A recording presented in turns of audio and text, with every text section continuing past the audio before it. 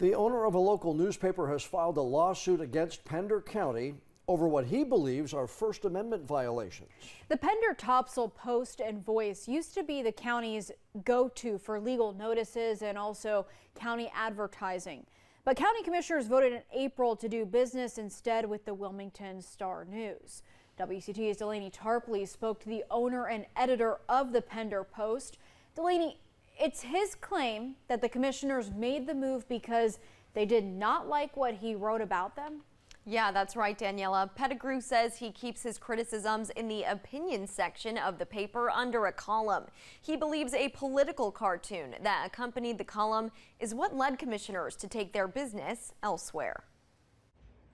Andy Pettigrew calls these political cartoons free speech. An attack on the First Amendment like this, an attack on the freedom of press hurts us all. Pettigrew, the editor and owner of the Pender Topsail Post and Voice, believes the cartoons pushed county commissioners to pull advertising and legal notices from his paper. This one portraying Chairman Randy Burton, Vice Chairman Brent Springer, and Commissioner Jerry Groves as puppets being controlled by GOP Executive Board member Phil Cordero is what first caused commissioners to speak out publicly. 3 commissioners being made puppets in the local paper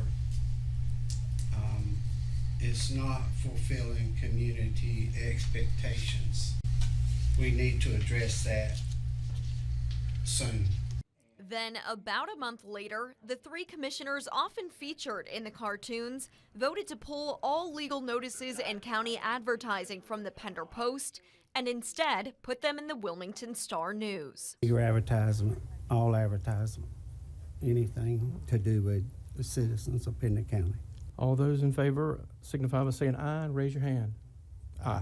It's insulting, but on the other hand, we expected it. To Pettigrew, it's a violation of his First Amendment rights. He filed a lawsuit Tuesday against the county, along with Burton, Groves, and Springer. They damaged our standing as a newspaper, and not only that, they have damaged the Constitution itself by saying we can do this, and freedom of the press and freedom of speech just don't matter. If we don't like it, you can't do it. We reached out to the county and the commissioners listed in the complaint. Burton and Springer said they are not able to comment on pending litigation.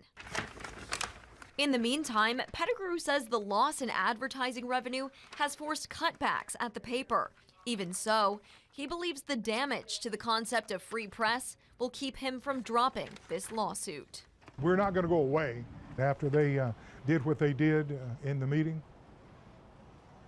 It's just going to have to be decided in court. Pettigrew also told me the commissioner's decision will cost taxpayers more. For someone to see the county's legal notices and ads in the Pender Post, a subscription costs about $35 a year. A subscription to Star News is at least $89 a year for an online subscription. Daniela and John, back to you.